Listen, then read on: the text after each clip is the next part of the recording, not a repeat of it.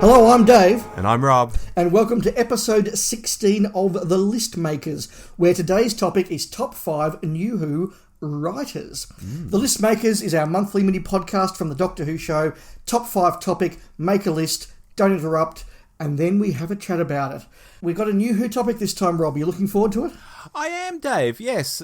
Some listeners say we were often fixated back in the 80s and the Doctor Who of our youth, so let's show them that we know this New Who stuff.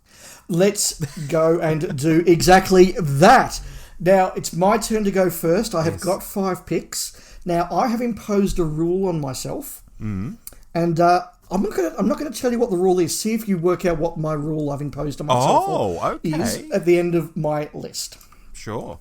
So I will dive into my list at number 5. One that I think I couldn't go beyond just because of the stature of this writer, and particularly because of the work he did on New Who. That is Richard Curtis. Wow. The writer of Vincent and the Doctor, but also Blackadder. Yes. And Four Weddings and a Funeral, and a bunch of really good movies, a bunch of not so good movies, but, you know, a very capable writer. And Vincent and the Doctor is my favourite Matt Smith story, so I think that gets Curtis on my list. Okay. Number 4, a personal favourite of mine, Matt Jones, who wrote The Impossible Planet and The Satan Pit. Yep. These are 2 excellent stories that to me are some of the best in New Who for that Doctor Who blend of action, horror, sci-fi, and real character. When characters die in that, you feel like you know them and you feel sad for them. When characters escape, you cheer for them. You believe that world. He has the gift for constructing these worlds and people with very small bits of dialogue and very little gestures. And I think it's an extraordinary piece of television. So Matt Jones deserves to be on there. He, of course, wrote one of my favourite New Adventures. And I learned today when preparing for this, was a producer on the UK version of Shameless. At the time, it was winning all sorts of awards. Oh, really? Apparently so. Huh. Number 3, Yeah. Robert Shearman. He wrote Dalek, and that is just an absolutely fantastic story. He is a very, very capable writer. Again, the world that he creates is fantastic. The way that he reintroduces the Dalek is fantastic. His use of character, claustrophobia, action, really, really effective. It's helped by the fact that we've seen him interviewed many times, and he seems like a genuinely lovely person as well. That always helps. But Robert Shearman at number 3. Number 2, Vinay Patel. Ooh. Probably, well, no, not probably about it. Easily, in my view, the best writer of the Whittaker era. One of the big finds of the Whittaker era. He wrote Fugitive of the Jadoon and Demons of the Punjab, which are, if not my 2 favourite stories of that era, certainly both in the top 3, top 4. He's just got a way of capturing those TARDIS teams really, really effectively. He's got a way of inserting sci-fi into the real world in a really good way that I think makes for a really good Doctor Who. And again, just has these little twists and turns and character moments that really carry you through. And I think, like the other authors I've put down here, just helps their stories to stand out from the rest of the series. Number 1 isn't one that I expected to have, and I sort of surprised myself when I realised that, this guy's going on the list, and he's going on the list right up near the top as well. In fact, at the very top, and that is Paul Cornell. Okay. Given this guy wrote my favourite New Who story, Human Nature, he also wrote Father's Day, which was one of those stories in season 1 where I just realised how amazingly good this show was going to be. We go from Dalek to Father's Day to Empty Child. That collection of stories, I just thought, this is fantastically good television. And Paul Cornell, again, writes in a way that combines all the best aspects of Doctor Who. He makes you invested in the characters. He makes you invested in the plot. He makes you feel as though you understand an interesting, comprehensive science fiction plot. And I think when I look at those stories, he deserves to be number 1 on my list. So those are my 5, Rob. What do you reckon my rule was? No showrunners. No showrunners. I just thought it would be A, a little bit unfair, and B, would make the list more interesting not to have them. Sure. I don't know what approach you've taken, but we can discuss that in more after you've made your list. Well, how many snaps do you think we had? Well, if you've gone with showrunners, then you probably have RTD and Moffat, so there's only space for 3. This is like counting cards in a casino, Dave. It is. In that 3, we could have 1 or 2 snaps, because I know you like a couple of the episodes I've referenced. But the probability is low. I'm going to go for 1. Okay. In at number 5, Paul Cornell. We've definitely got 1. We definitely got 1. For a guy who used to write fanfic and then got into the NAs and the MAs, and he really learned how to write there, Cornell is a guy that parts of fandom at least have seen, come up through the ranks. And the way he got to write some episodes, and some really, really well-regarded episodes at that when the show first returned, just seemed to be the icing on the cake. I would have liked him to write more, to be honest, because like someone I'll talk about at number 3, Paul Cornell really gets Doctor Who. And when people really get Doctor Who and have a bit of talent, chances are they will write something better than a writer who might be as good or even better, but doesn't really get the content. He really, really gets it right down low, innately. And so that's why he's in at number 5 for me. I think we both agree on that. Yeah. In at number 4, I'm throwing a bit of a wild card in here, Dave. I'm going with Jamie Matheson, who, if people need a reminder, wrote Mummy on the Orient Express, Flatline, The Girl Who Died, and Oxygen. He seems to have a knack for writing good stuff. Now, I never had the sense that he was really a student of Doctor Who. He didn't come up through the ranks like a Cornell, writing fanfic and doing fanzines and writing novels and things. I think he was like a stand-up comedian or something like that. But he had enough ideas and enough crazy ideas to put out some really, really good stories. And weirdly, I haven't seen him doing any work for the past 5 years. I was looking him up on Wikipedia and IMDb and all over the place. I don't know if he's gone off to herd yaks in Iceland or something, Dave, but I don't even know if they have yaks in Iceland. But it seems like a real loss to TV in general that he doesn't seem to be writing much anymore. It's a really strange situation. He's the kind of author I think Chibnall could have called upon and pulled into the mix and had some more good stories in his era. Jamie Matheson, I think, was a great writer. In at number 3, I've put Mark Gatiss.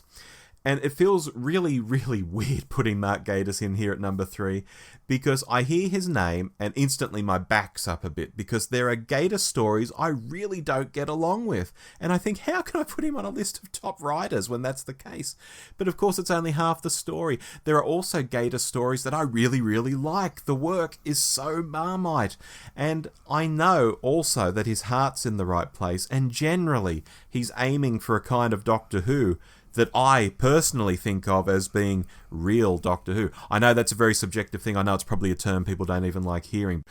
I think that's extremely admirable. He doesn't always get there, but I think he knows what real Doctor Who is, to me at least, and that's really appealing, that he gets the show. So in at number 3 for Mark. In at number 2, and I think you're thinking, well, I'm going to do the showrunners, aren't I?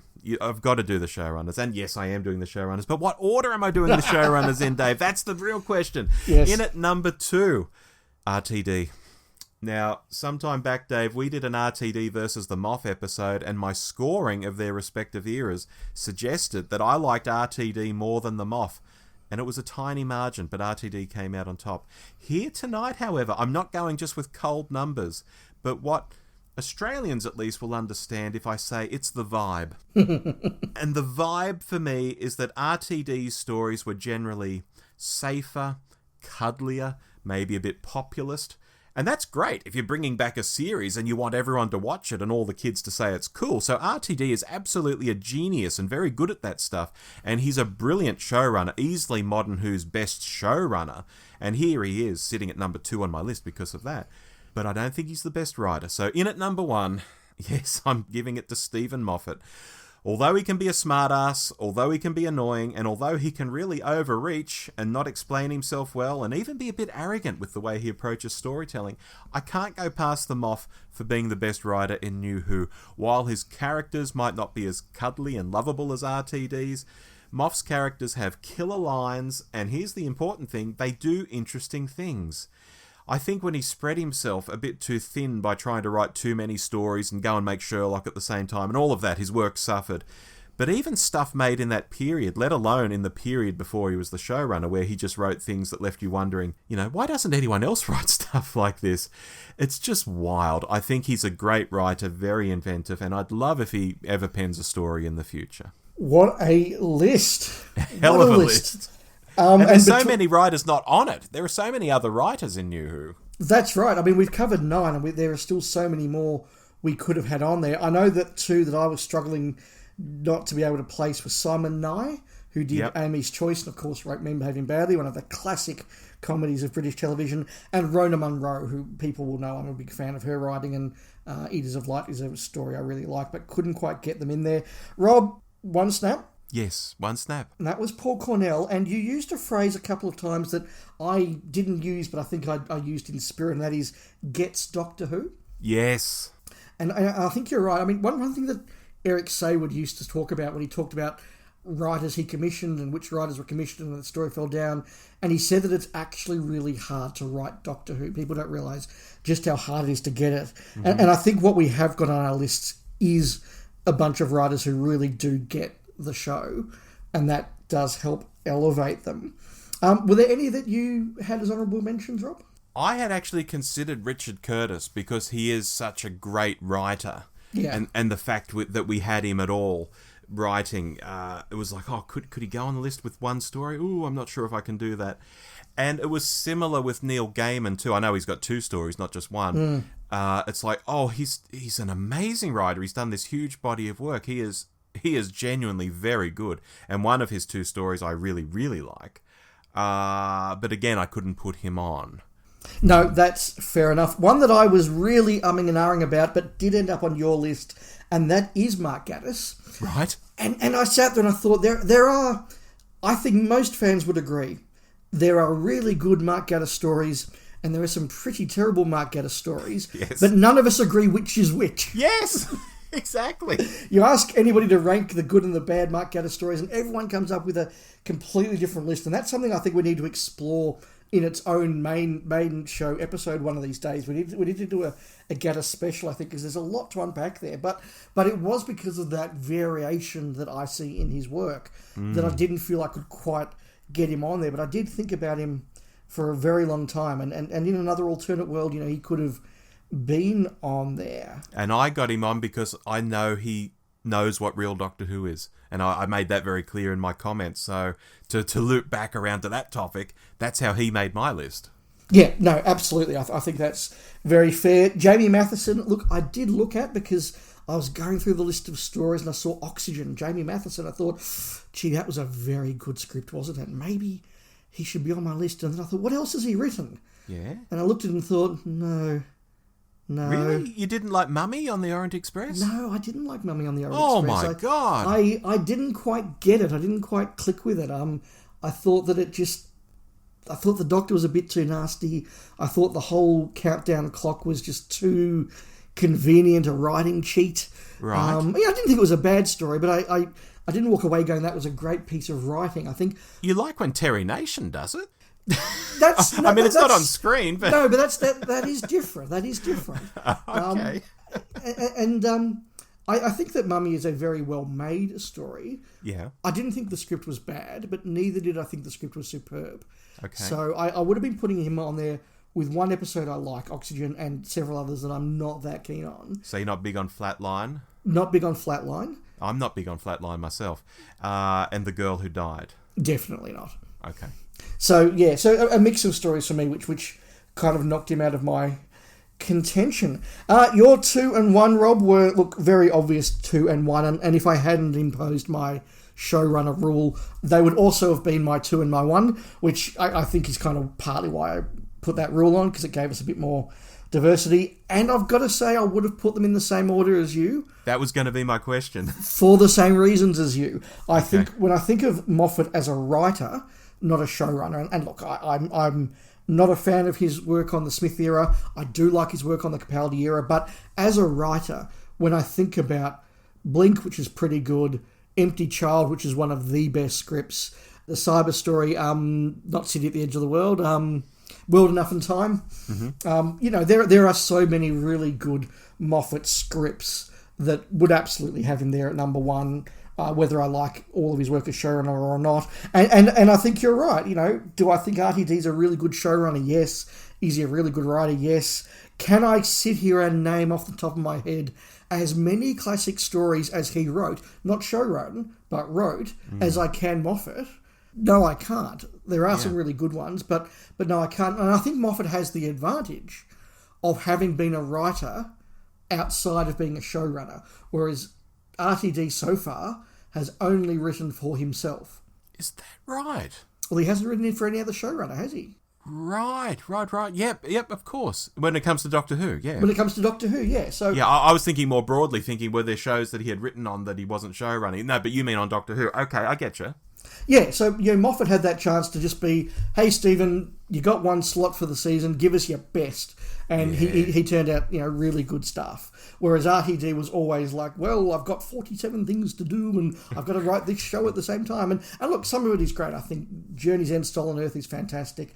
Midnight is absolutely spectacular. That's a really good standalone script. So, yeah, if I'd not had my rule, I would have had him at 2, but Moffat as 1 for exactly the reasons you did. Yeah, and my comment on R2D here in my notes, again, I see it safer, cuddlier, populist, and that's not always going to make you the best writer like Moffat.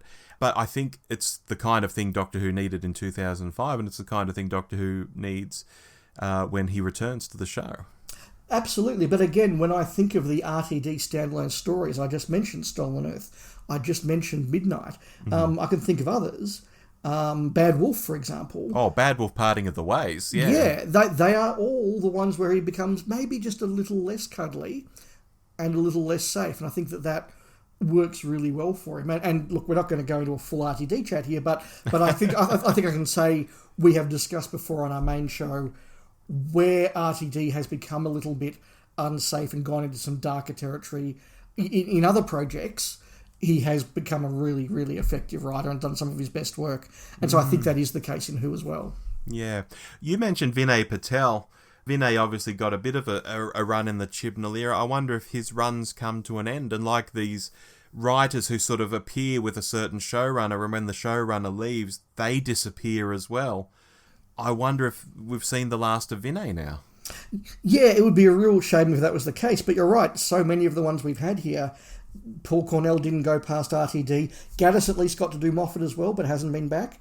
And RTD himself has not been back, neither has Moffat. So, look, I hope that Vinay Patel is back, but, I mean, we just don't know how many slots there are going to be for these people and how many writers RTD wants to bring on board in the new series. Yeah, or quite how these things work in general. You also mentioned Matt Jones. I mean, Matt Jones obviously loves his Doctor Who. He's written a novel that you love. He's written a great two-parter that you love. Why isn't he sort of in the mix more if he's so competent and knows Doctor Who? And in a lot of these cases, is it because they've gone on and done other things and don't have time for Doctor Who anymore? Yeah. Rob Shearman, he's out there writing very successful novels. Matt Jones is apparently producing very successful television. So, Richard Curtis is making billions of dollars in movies. So, maybe, they had their little dalliance with Doctor Who, and because they are so good, unfortunately, we lose them, but the industry gets them elsewhere. Yeah, whereas someone like a Stephen Moffat is like, I bloody love Doctor Who, I'm going to give, 5 years of my life to it. Yeah, absolutely. I think that's the case. And Mark Gatiss is someone who's clearly proved he can earn money elsewhere in the industry, but enjoys coming back to the show. Yeah. We are well and truly out of time, Rob. Yes, again. Once again, we will dive into Turlough's Hat of Rassilon. Once again, I'll remind listeners, if you want to put a topic in here, you are very welcome to do so. But next time, I think we're going to have some fun, Rob. What is it? Top 5 Target novels. Oh! Hello. Hello. That is going to be excruciating to pick. I think we'll have a lot of snaps myself. I think we could well have, but that is next month's problem. So until then, I've been Dave. I've been Rob. And we'll make some lists soon. Bye-bye.